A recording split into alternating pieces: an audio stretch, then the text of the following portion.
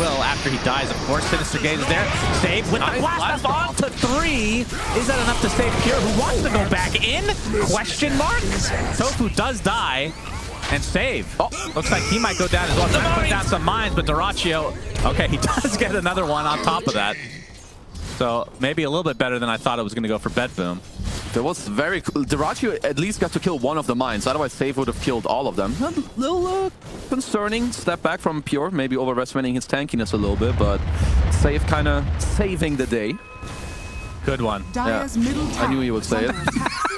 It's usually reserved for Sindarin, but I knew. Well, on his team, but 3rd overall in the game. As the 10-minute rune is about to spawn. Oh yeah, slap at Dyrachyo. Slap him Take some action from Pure as the coil finally is in the bot lane onto 2, but Toronto Tokyo was on the outside before he got that charge off. That was a chain frost, but that wasn't the joke. Certainly a frost. Sorry, it was a frost. Good one. Thank you. We'll go down to the illusory orb. And the double damage rune was taken GPK.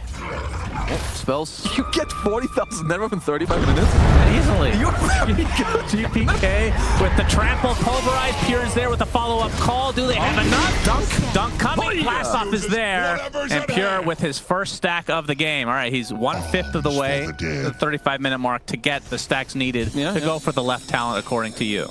It's pretty good. He's only had like 3 or 4 minutes to realistically obtain stacks. Because that's true. When he hasn't really been active at all. So 1 chop per 3 minutes. It's good. Let's see if he can keep up. 18 minutes is the next time he needs to chop someone. Okay. Somebody set a timer.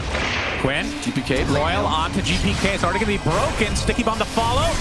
And the Frost Blast is there as well, but GPK just shrugging off his axe is fine.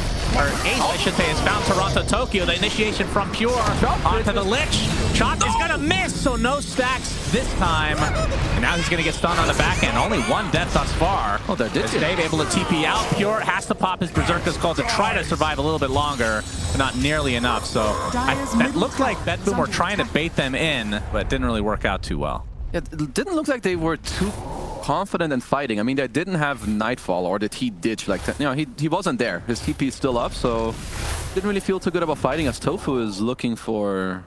What's he looking for? He's chilling. He's looking for a meta available. Tokyo with the charge, Pure with the counter initiation, gets the call onto 1. They're focusing on Ace for now. Oh, he didn't grab him. GPK able to beat KB out of the coil easily. Is this fight kind of weird? Quinn still with that Aegis on the backline, but there's another strike onto Dyrachyo. He's just going to turn his sights onto Toronto Tokyo instead of the blast off. Holding in place, their Thunder comes in from Dyrachyo, but the waveform is there, and down goes the TB. Pure with a nice call again, dunk to come. And just like that, 3 dead for Game of Gladiators. Quinn still with that Aegis for 2.5 minutes, so they'll likely disengage and try to hold on to this as he actually finds a regen rune. Ace getting pursued, will pick up the bounty. Very important. Looks like he's going to be okay. That didn't even look that clean to start off for Bedboom. Pure did not break Ace's Lincolns, which means that GPK couldn't grab him. We'll see it here, so Ace just gets to walk it off. I was wondering why he didn't get grabbed, but well, he has Lincoln Sphere, so GPK couldn't. But then now it's like, okay, we back off a bit, then we go back. Tofu had a great stun here, which nearly saves Dyrachyo here on the morph. I think it's coming out on that some stupid, right there. But still ends up dying. Sick fight from Bedboom.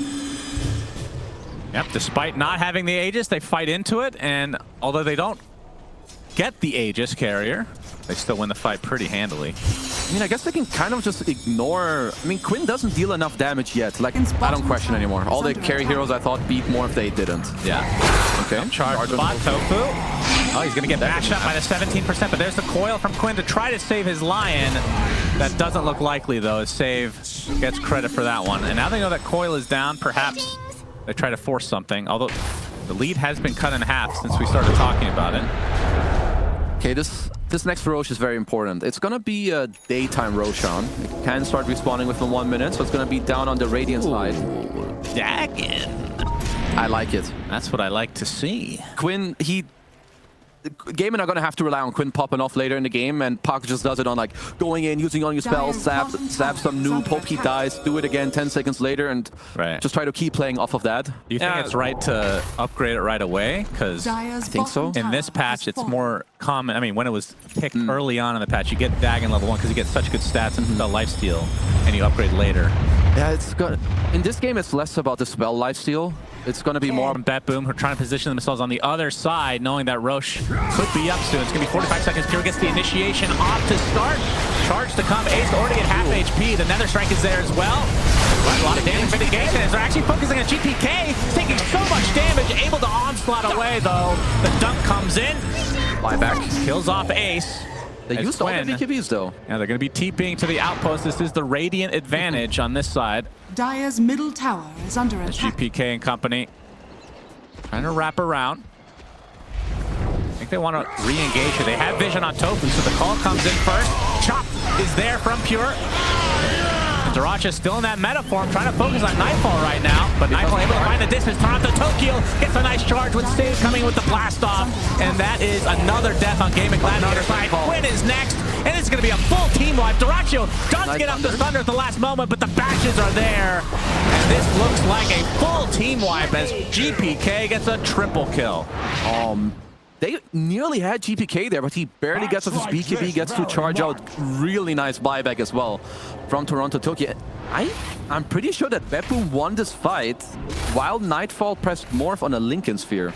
So that is not a good sign if you're Gaming Gladiators. I don't think he was able to turn into anyone. And they still lost. Yeah, that's basically evaporating 4.2k net worth from you, and you still win the fight. As we can see the replay here. Bracio's meta was running out here anyway. Oh, great blast off and charge. That is true. Celery. Oh, nice job with the Sinister Gaze, but he's still dead. GPK gets that. Well, you can stop 2 heroes, but there's 3 of them. Unlucky for Celery. He just needs an axe, then he's fine. He can stun all of them. He will kill all of them if he has an axe. Surely. Yep, of course. Axe completed on GPK. I don't think we've seen a... Oh, wait, we have seen a Torment. Only one, though, on the side of Gaming Gladiators. Or did they get that stolen? Let's see. Let's do some scrolling action. Yeah. Wait, does anybody have a shard here? Okay, Brood has shard. Tormentor and play the map. Right, okay. Or it's like, let's just end the game. It could be a call. Yeah, Nightfall with the Solar Crest applied. Has to go through this Frost Shield. Dire's bottom Still 2 siege there as well, actually. So they had a big push coming. GPK is going to try to tank up a little bit, but the siege will die. Fortification number 1 for Gaimin. Frost Shield delaying it even more. GPK, okay, he goes in, gets instantly hexed. Lotus applied now as Pure looking for the call onto Ace, but will not go for it. Chain Frost. Coil comes out as well. It's only on a Morphling, though. Toronto Tokyo taking tons of damage as the Crimson Guard is saving him. Even the Finger of Death wasn't enough, but they do get rid of the Aegis somehow. And they get the instant hacks. Do they have enough damage to actually kill Nightfall? No, he pops the BKB. Now they turn their sights onto the TV. He's dead for 75 seconds. Gaming Gladiators without Diracho for that long. GPK no mana whatsoever, but Nightfall just focusing on the buildings. GPK who wants a high five. Pops the uproar. Pure jumps in, not able to get the successful call. But Nightfall comes in with a beautiful adaptive strike. Even though it's single target, I'm just going to call it beautiful anyway. He gets the kill because he's so freaking farmed. Turns into the TB still with that meta. Ace getting bashed and brought down. Triple kill for Nightfall. Quinn was able to pick off 1, but I think that's probably all he's going to get as he continues to upgrade this Dagon in vain. I mean, Quinn just has to watch all his bros die. They can't. They're too tanky. The moment one hero gets called, Nightfall waveforms on top of them, and he just destroys them in like 1 second. Quick satanic waveform, we're full HP. Dagon. Where it is? Dagon. Zap him. Okay, good effort. Now to pulverize onto Tofu. He's going to get dropped. No buyback for him either. So this is going to be 2 sets and possibly the game. Gonna be Megas. No buys. Dire's top tower. And they're going for it. There's no fortification either. Diracho back up in 5, but it's just going to be 3 members for Gaming Gladiators, so this will be Megas indeed.